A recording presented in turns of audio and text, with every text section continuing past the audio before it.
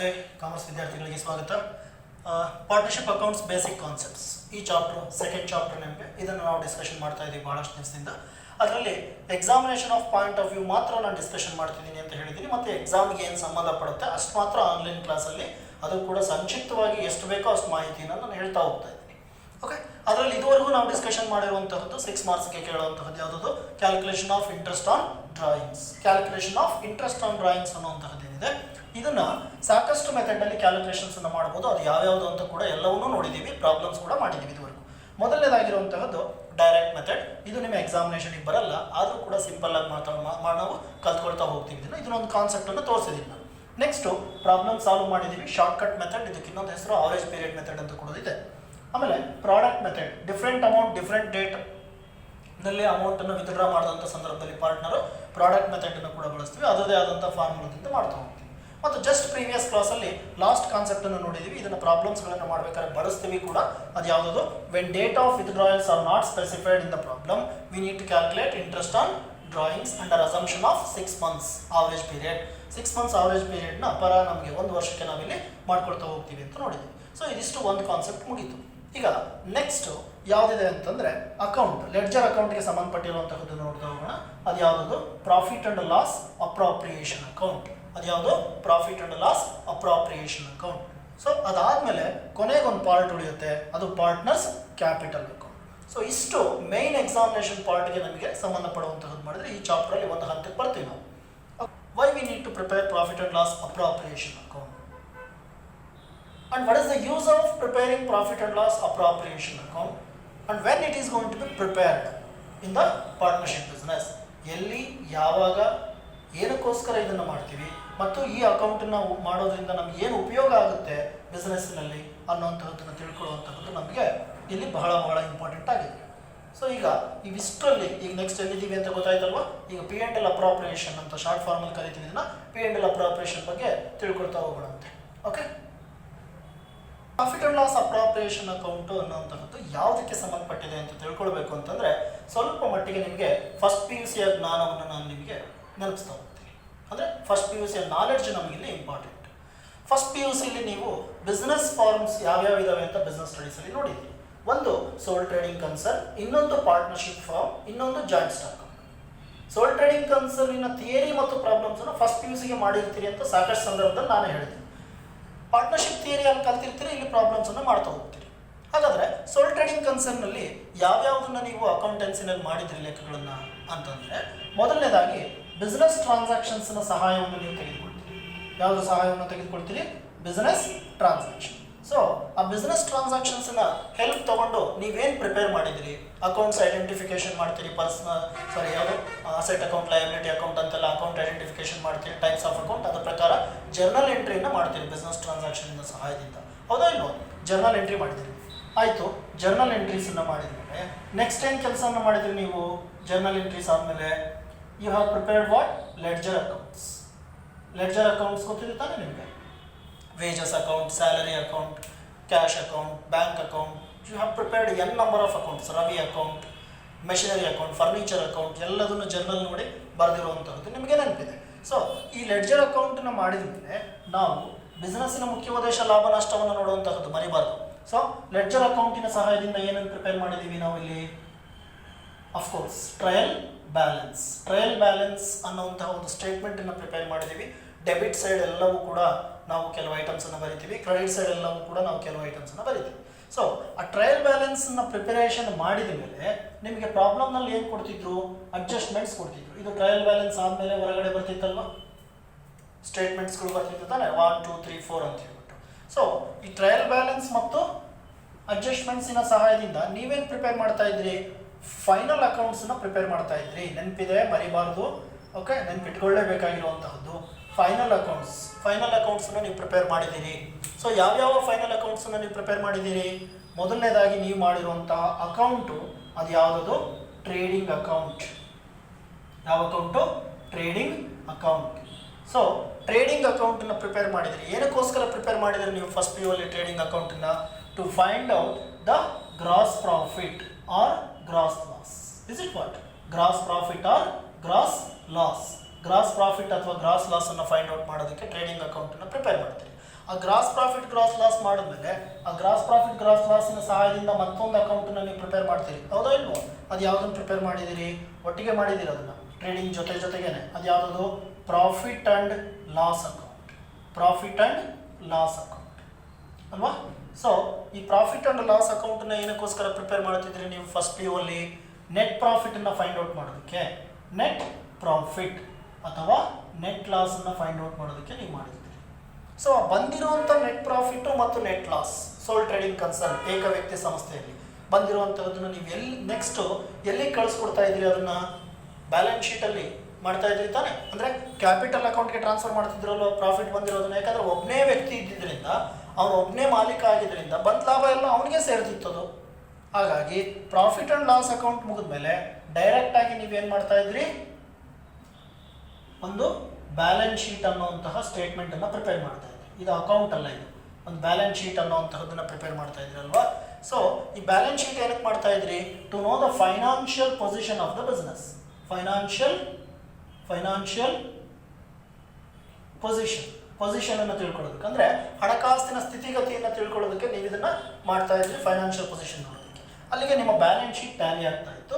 ನಿಮಗೆ ನೆನಪಿದೆ ಅನ್ನೋದಾದರೆ ನೆಟ್ ಪ್ರಾಫಿಟನ್ನು ಏನು ಮಾಡ್ತಾ ಇದ್ರಿ? ಬ್ಯಾಲೆನ್ಸ್ ಶೀಟಲ್ಲಿ ಕ್ಯಾಪಿಟಲ್ಗೆ ಆ್ಯಡ್ ಮಾಡ್ತಾ ಇದ್ರಲ್ವಾ?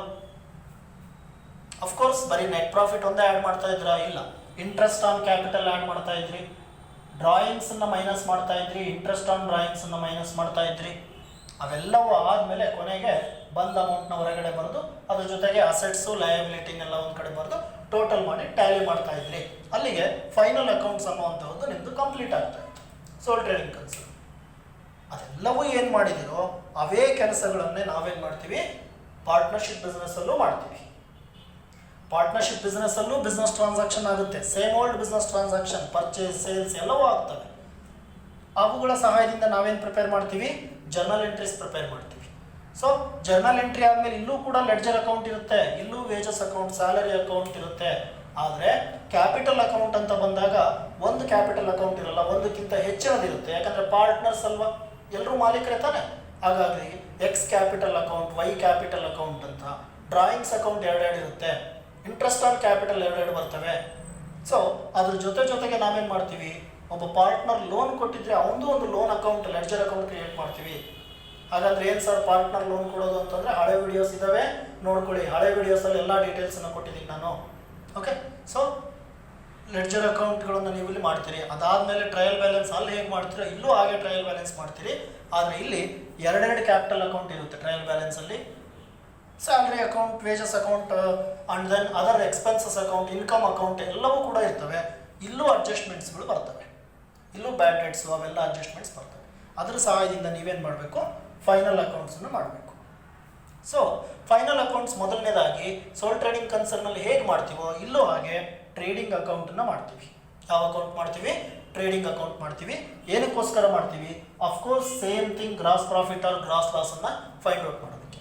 ಬಂದಂಥ ಗ್ರಾಸ್ ಪ್ರಾಫಿಟ್ ಗ್ರಾಸ್ ಲಾಸನ್ನು ಕ್ಯಾರಿ ಡೌನ್ ಮಾಡ್ಬಿಟ್ಟು ಬ್ರಾಡ್ ಡೌನ್ ಮಾಡ್ತೀವಿ. ಪಾರ್ಟ್ನರ್ಶಿಪ್ ಬಿಸ್ನೆಸ್ ಬಗ್ಗೆ ಮಾತಾಡ್ತಾ ಇದ್ದೀನಿ. ಪಾರ್ಟ್ನರ್ಶಿಪ್ ಬಿಸ್ನೆಸ್ಸಲ್ಲೂ ಇವನ್ ಮಾಡ್ತೀವಿ. ಪ್ರಾಫಿಟ್ ಆ್ಯಂಡ್ ಲಾಸ್ ಅಕೌಂಟ್ ಎರಡನೇದಾಗಿ ಮಾಡ್ತೀವಿ. ಸೊ ಈ ಪ್ರಾಫಿಟ್ ಆ್ಯಂಡ್ ಲಾಸ್ ಅಕೌಂಟ್ನಲ್ಲಿ ನಾವೇನು ಮಾಡ್ತೀವಿ? ಇಂಡೈರೆಕ್ಟ್ ಎಕ್ಸ್ಪೆನ್ಸಸ್ ಎಲ್ಲ ತೊಗೊಳ್ತೀವಿ. ಸ್ಯಾಲರಿ, ವೇಜಸ್ ಟ್ರೇಡಿಂಗಲ್ಲಿ ಬರುತ್ತೆ. ಸ್ಯಾಲರಿ, ರೆಂಟ್, ಬ್ಯಾಡ್ ಡೆಟ್ಸ್ ಅಲ್ಲೇನಿತ್ತು ಅದೇ ರೀತಿಯಲ್ಲಿ ಮಾಡ್ತೀವಿ. ಫೈನಲ್ ಆಗಿ ಇಲ್ಲೂ ಕೂಡ ಏನು ಸಿಗುತ್ತೆ? Net profit or net loss ಸಿಗುತ್ತೆ. ಆದರೆ ಇಲ್ಲಿಂದ ನಮ್ಮ ಪ್ರಾಬ್ಲಮ್ ಸ್ವಲ್ಪ ವ್ಯತ್ಯಾಸ ಆಗುತ್ತೆ. ನೆಟ್ ಪ್ರಾಫಿಟ್ ನೆಟ್ ಲಾಸ್ ಬಂದಿದ್ದನ್ನು ಸೋಲ್ ಟ್ರೇಡಿಂಗ್ ಕನ್ಸರ್ನಲ್ಲಾದರೆ ನೀವೇನು ಮಾಡ್ತಿದ್ರಿ? ಬ್ಯಾಲೆನ್ಸ್ ಶೀಟಿಗೆ ಕಳಿಸ್ಬಿಡ್ತಾ ಇದ್ರಿ, ಬ್ಯಾಲೆನ್ಸ್ ಶೀಟ್ ಮಾಡಿ ಫೈನಲ್ ಮಾಡಿಬಿಡ್ತಿದ್ರಿ. ಆದರೆ ಇಲ್ಲಿ ಬಂದಂತಹ ಇದು ಪಾರ್ಟ್ನರ್ಶಿಪ್ ಬಿಸ್ನೆಸ್ಸಲ್ಲಿ ಬಂದಂತಹ ಪ್ರಾಫಿಟ್ ಆ್ಯಂಡ್ ಲಾಸನ್ನು ನಾವು ಬ್ಯಾಲೆನ್ಸ್ ಶೀಟಿಗೆ ಕಳ್ಸೋಕ್ಕೆ ಬರಲ್ಲ. ಯಾಕೆ ಅಂತಂದರೆ ಈ ಲಾಭ ಮತ್ತು ನಷ್ಟವನ್ನು ಹಂಚುವಂತಹ ಕೆಲಸವನ್ನು ನಾವಿಲ್ಲಿ ಮಾಡಬೇಕಾಗಿರುತ್ತೆ ಅದಕ್ಕೂ ಮುಂಚೆ. ಅದಕ್ಕೋಸ್ಕರ ಇನ್ನೊಂದು ಅಕೌಂಟ್ ಪ್ರಿಪೇರ್ ಮಾಡ್ತೀವಿ, third account, that is called profit and loss appropriation account. ಅಂದರೆ ಬಂದಂತಹ ನೆಟ್ ಪ್ರಾಫಿಟ್ ಅಥವಾ ನೆಟ್ ಲಾಸ್ ಯಾವುದಾದ್ಮೇಲೆ ಬರೋದಿದು? ಟ್ರೇಡಿಂಗ್ ಅಕೌಂಟ್ ಮತ್ತು ಪ್ರಾಫಿಟ್ ಆ್ಯಂಡ್ ಲಾಸ್ ಅಕೌಂಟ್ ಆದಮೇಲೆ ಬರೋದೇ net profit or net loss ಏನಿದೆ. ಇದನ್ನು ನಾವು ಬ್ಯಾಲೆನ್ಸ್ ಶೀಟಿಗೆ ಕಳಿಸಲ್ಲ ಪಾರ್ಟ್ನರ್ಶಿಪ್ ಬಿಸ್ನೆಸ್ಸಲ್ಲಿ. ಮತ್ತೇನು ಮಾಡ್ತೀವಿ? ಇನ್ನೊಂದು ಅಕೌಂಟ್ಗೆ ಟ್ರಾನ್ಸ್ಫರ್ ಮಾಡ್ತೀವಿ. ಆ ಅಕೌಂಟಿನ ಹೆಸರೇನದು? Profit and loss appropriation account ಅಂತ ಹೇಳ್ಬಿಟ್ಟು. ಯಾಕೆ ಸರ್ ಇಲ್ಲಿಗೆ ಮಾಡ್ತೀರಿ ಟ್ರಾನ್ಸ್ಫರ್ ಅಂತಂದರೆ, ಅಫ್ಕೋರ್ಸ್ ಇಲ್ಲಿಂದ ಸಾಕಷ್ಟು ಹಂಚುವಂತಹ ಕೆಲಸ ಬಾಕಿ ಇರುತ್ತೆ ಪಾರ್ಟ್ನರ್ಗಳಿಗೆ. ಬಂದ ಲಾಭದಲ್ಲಿ ಯಾರೋ ಒಬ್ಬನು ಹೆಚ್ಚಿಗೆ ಕೆಲಸ ಮಾಡಿರ್ತಾನೆ, ಯಾರೋ ಒಬ್ಬನು ಕೆಲಸನೇ ಮಾಡಿರಲ್ಲ. ಹಾಗಾಗಿ ಜಾಸ್ತಿ ಕೆಲಸ ಮಾಡಿದವನಿಗೆ ಸ್ಯಾಲ್ರಿ ಕೊಡಬೇಕಲ್ವ, ಎಕ್ಸ್ಟ್ರಾ ಕೆಲಸ ಮಾಡಿದವನಿಗೆ ಕಮಿಷನ್ ಕೊಡಬೇಕಲ್ವ. ಜೊತೆಗೆ ಇಂಟ್ರೆಸ್ಟ್ ಆನ್ ಕ್ಯಾಪಿಟಲ್ ಅನ್ನುವಂಥದ್ದು ಏನಿರುತ್ತೆ ಸೋಲ್ ಟ್ರೇಡಿಂಗ್ ಕನ್ಸರ್ನಲ್ಲಾದರೆ ಪ್ರಾಫಿಟ್ ಆ್ಯಂಡ್ ಲಾಸ್ ಅಕೌಂಟಲ್ಲಿ ಚಾರ್ಜ್ ಮಾಡ್ತೀವಿ. ಆದರೆ ಪಾರ್ಟ್ನರ್ಶಿಪ್ ಬಿಸ್ನೆಸ್ ಅಲ್ಲಾದರೆ ಪ್ರಾಫಿಟ್ ಆ್ಯಂಡ್ ಲಾಸ್ ಅಪ್ರಾಪ್ರಿಯೇಷನ್ ಅಕೌಂಟಲ್ಲಿ ಚಾರ್ಜ್ ಮಾಡಬೇಕು. ಯಾವುದನ್ನ? Interest on ಕ್ಯಾಪಿಟಲನ್ನು. ಸೊ ಇವೆಲ್ಲ ಅಡ್ಜಸ್ಟ್ಮೆಂಟ್ಸ್ಗಳನ್ನ ಮಾಡಬೇಕಾಗಿರೋದ್ರಿಂದ ನಾವಿಲ್ಲಿ ಒಂದು ಅಕೌಂಟನ್ನು ಪ್ರಿಪೇರ್ ಮಾಡ್ತೀವಿ. ಯಾವುದಾದ್ಮೇಲೆ P&L ಅಕೌಂಟ್ ಆದಮೇಲೆ ಯಾವುದಕ್ಕಿಂತ ಮುಂಚೆ ಬ್ಯಾಲೆನ್ಸ್ ಶೀಟ್ಗಿಂತ ಮುಂಚೆ. ಸೊ P&L ಅಪ್ರಾಪ್ರಿಯೇಷನ್ ಅಕೌಂಟ್ ಅಂತ ಅದಕ್ಕೆ ನಾವಿಲ್ಲಿ ಹೆಸರು ಕೊಡ್ತೀವಿ. ನಾವೇನು P&L ಅಪ್ರಾಪ್ರಿಯೇಷನ್ ಅಕೌಂಟ್ ಮಾಡ್ತೀವಿ ಆ ಅಕೌಂಟು ಪಾರ್ಟ್ನರ್ಶಿಪ್ನಲ್ಲಿ ಪಾರ್ಟ್ನರ್ಸ್ಗೆ ಸಿಗುವಂತಹ ದುಡ್ಡಿನ ಬಗ್ಗೆ ಮಾತ್ರ ಇನ್ಫಾರ್ಮೇಷನನ್ನು ಒಳಗೊಂಡಿರುತ್ತೆ. ಅಂದರೆ ಪಾರ್ಟ್ನರ್ಸ್ಗೆ ಬರಬೇಕಾಗಿರೋ ದುಡ್ಡು, ಪಾರ್ಟ್ನರಿಂದ ಹೋಗಿರುವಂತಹ ದುಡ್ಡು ಏನಿರುತ್ತೆ ಅದು ಮಾತ್ರ ಸಂಬಂಧಪಟ್ಟಿರೋದು. ಅಂದರೆ P&L appropriation account is purely related to partner expenses and incomes and it is prepared to distribute the profit or loss among the partners. Partner already ಕಂಡುಹಿಡಿದ್ಬಿಟ್ಟಿರ್ತೀರಿ ಪ್ರಾಫಿಟ್ ಲಾಸ್, ಆದರೆ ಅವಿಬ್ಬರ ಮಧ್ಯ ಬಂದಂಥ ಲಾಭ ಮತ್ತು ನಷ್ಟವನ್ನು ಹಂಚೋದಕ್ಕೆ ಬಳಸುವಂತಹದ್ದು ಅಕೌಂಟ್ ಇದು P&L appropriation account. So the word appropriation means distribution ಅಂತ. ಅಪ್ರಾಪ್ರಿಯೇಷನ್ ಅನ್ನೋ ವರ್ಡಿನ ಅರ್ಥ ಏನು? ಡಿಸ್ಟ್ರಿಬ್ಯೂಟ್ ಅಂತ ಹೇಳ್ಬಿಟ್ಟು, ಡಿಸ್ಟ್ರಿಬ್ಯೂಷನ್ ಹಂಚು, ಹಂಚಿಕೆ ಮಾಡು, ಪಾಲ್ ಮಾಡಬೇಕು ಅಂತ ಹೇಳ್ಬಿಟ್ಟು. ಏನನ್ನು ಪಾಲ್ ಮಾಡಬೇಕು? ನೆಟ್ ಪ್ರಾಫಿಟ್ ಅಥವಾ ನೆಟ್ ಲಾಸ್ ಏನು ಬಂದಿರುತ್ತೋ ಅದು. ಅಂದರೆ P&L ಅಕೌಂಟ್ ಆಗಿ ನೆಟ್ ಪ್ರಾಫಿಟ್ ನೆಟ್ ಲಾಸ್ ಸಿಕ್ಕ ಮೇಲೇ ಈ ಅಕೌಂಟ್ ಮಾಡೋಕ್ಕೆ ಸಾಧ್ಯ. ನಮಗೆ ನೆಟ್ ಪ್ರಾಫಿಟ್ ನೆಟ್ ಲಾಸ್ ಗೊತ್ತಿಲ್ಲ ಅಂತಂದ್ರೆ ಈ ಅಕೌಂಟ್ ಮಾಡೋಕ್ಕೆ ಸಾಧ್ಯ ಇಲ್ಲ. ಬಟ್ ಪ್ರಾಬ್ಲಮ್ನಲ್ಲಿ ನಿಮಗೆ ಕೊಡ್ತಾರೆ, 6 ಮಾರ್ಕ್ಸ್ಗೆ ಕೇಳ್ತಾರೆ ಇದನ್ನು ಎಕ್ಸಾಮಿನೇಷನ್ಗೆ ಸೆಕ್ಷನ್ ಸಿನಲ್ಲಿ. ಸೊ ಅವರೇ ಕೊಡ್ತಾರೆ. So profit and loss appropriation account, appropriation means distribution ಅಂತ ಅದರ ಅರ್ಥ, distribution of profit or loss among the partners. ಅದಾದಮೇಲೆ ಏನು ಮಾಡ್ತೀವಿ? ಬ್ಯಾಲೆನ್ಸ್ ಶೀಟನ್ನು ಮಾಡ್ತೀವಿ. ಹಾಗಾದರೆ P&L ಅಪ್ರಾಪ್ರಿಯೇಷನ್ ಅಕೌಂಟ್ ಮಾತ್ರ ನೀವು ಕಲ್ತಿಲ್ಲ ಅಲ್ವಾ, ಇದೊಂದು ನೀವು ಕಲಿಬೇಕಾಗಿರೋದು. ಇದನ್ನು ಆಲ್ರೆಡಿ ಫಸ್ಟ್ PUCಗೆ ಕಲ್ತಿರ್ತೀರಿ. ಅಲ್ಲಿ ಹೇಗೆ ಮಾಡ್ತೀವೋ ಇಲ್ಲೂ ಹಾಗೆ ಮಾಡ್ತೀವಿ ಅಂದಮೇಲೆ ನಿಮಗಿಲ್ಲಿ ಸೆಕೆಂಡ್ PUCಯಲ್ಲಿ ಟ್ರೇಡಿಂಗ್ ಅಕೌಂಟ್ ಮಾಡೋದು ಹೇಗೆ ಅಂತ ಹೇಳ್ಕೊಡೋದು, ಮತ್ತು ಅದು ನಿಮ್ಮ ಸಿಲೆಬಸ್ಸಿಗೆ ಇಲ್ಲವೂ ಇಲ್ಲ. ಮತ್ತು ಪ್ರಾಫಿಟ್ ಆ್ಯಂಡ್ ಲಾಸ್ ಅಕೌಂಟ್ ಮಾಡೋದು ಹೇಗೆ ಅಂತಲೂ ಹೇಳಲ್ಲ, ಆದರೆ ಅದನ್ನು ಮಾಡುವಂತಹ ಎಫೆಕ್ಟ್ ಏನಾಗುತ್ತೆ ಅಂತ ಮೊದಲೇ ಕಲಿಸಿರೋದ್ರಿಂದ ನೆನ್ಪಿಟ್ಕೊಂಡಿರಬೇಕು. ಜೊತೆಗೆ ಬ್ಯಾಲೆನ್ಸ್ ಶೀಟ್ ಆಲ್ರೆಡಿ ನಿಮಗೆ ಗೊತ್ತಿರೋದ್ರಿಂದ ಅಸೆಟ್ಸ್ ಲಯಬಿಲಿಟಿ ಬರೆದು ಟೋಟಲ್ ಮಾಡಿ ಟ್ಯಾಲಿ ಮಾಡುವಂಥದ್ದು, ಬ್ಯಾಲೆನ್ಸ್ ಶೀಟನ್ನು ಕೂಡ ನಾವು ಹೇಳ್ಕೊಡೋದಕ್ಕೆ ಆಗಲ್ಲ ಇಲ್ಲಿ. ಹಾಗಾದರೆ ಈ ಚಾಪ್ಟ್ರಲ್ಲಿ ನಿಮಗೆ ಏನು ಹೇಳ್ಕೊಡ್ತೀವಿ? ಕೆಲವು ಜರ್ನಲ್ ಎಂಟ್ರೀಸ್ ಹೇಳ್ಕೊಡ್ತೀವಿ, ಕೆಲವು ಲೆಡ್ಜರ್ ಅಕೌಂಟ್ ಹೇಳ್ಕೊಡ್ತೀವಿ. ಟ್ರಯಲ್ ಬ್ಯಾಲೆನ್ಸನ್ನು ಆಲ್ರೆಡಿ ನಿಮಗೆ ಗೊತ್ತಿರೋದ್ರಿಂದ ಇದನ್ನು ಕೂಡ ನಾವು ಕಲಿಸೋ ಅವಶ್ಯಕತೆ ಇಲ್ಲ. ಮತ್ತು ಲೆಡ್ಜರ್ ಅಕೌಂಟ್ ಯಾವ್ದು ಹೇಳ್ಕೊಡ್ತೀವಿ ನಿಮಗೆ ಇಲ್ಲಿ ಈ ಚಾಪ್ಟ್ರಲ್ಲಿ? ಪಾರ್ಟ್ನರ್ಸ್ ಕ್ಯಾಪಿಟಲ್ ಅಕೌಂಟ್ ಅಂತ ಒಂದು, ಇಲ್ಲೊಂದು ಹೊಸ ರೀತಿಯ ಕರೆಂಟ್ ಅಕೌಂಟ್ ಅಂತ ಬರುತ್ತೆ, ಪಾರ್ಟ್ನರ್ಸ್ ಕರೆಂಟ್ ಅಕೌಂಟ್ ಅಂತ. ಅದ್ರ ಬಗ್ಗೆ ಮುಂದೆ ಮಾತಾಡೋಣ. ಆ ಲೆಡ್ಜರ್ ಅಕೌಂಟ್ಗಳನ್ನ ಹೇಳ್ಕೊಡ್ತೀವಿ. ಸ್ಯಾಲ್ರಿ ಅಕೌಂಟ್ ಅವೆಲ್ಲ ಹೇಳ್ಕೊಡಲ್ಲ, ಆಲ್ರೆಡಿ ಮುಗಿದೋಗಿರುತ್ತೆ. ಜೊತೆಗೆ ಜರ್ನಲ್ ಎಂಟ್ರಿ, ಪಾರ್ಟ್ನರ್ಶಿಪ್ ಬಿಸ್ನೆಸ್ಗೆ ಸಂಬಂಧಪಟ್ಟಂಥ ಜರ್ನಲ್ ಎಂಟ್ರಿ ಮಾತ್ರ ಕೆಲವು ಹೊಸವನ್ನ ಹೇಳ್ಕೊಡ್ತಾ ಹೋಗ್ತೀವಿ. ಸೊ ಇಷ್ಟು ಮುಂದಕ್ಕೆ ಕಲಿಯೋಣಂತೆ ಜರ್ನಲ್ ಎಂಟ್ರಿ ಮತ್ತು ಲೆಡ್ಜರನ್ನು. ಈಗ ಮೊದಲನೇದಾಗಿ ಫೈನಲ್ ಅಕೌಂಟ್ಸಿನ ಒಂದು ಭಾಗನೇ ಯಾವುದು ಅಂತ ಗೊತ್ತಾಯಿತು? P&L ಅಪ್ರಾಪ್ರಿಯೇಷನ್ ಅಕೌಂಟ್ ಅಂತ ಗೊತ್ತಾಯಿತು.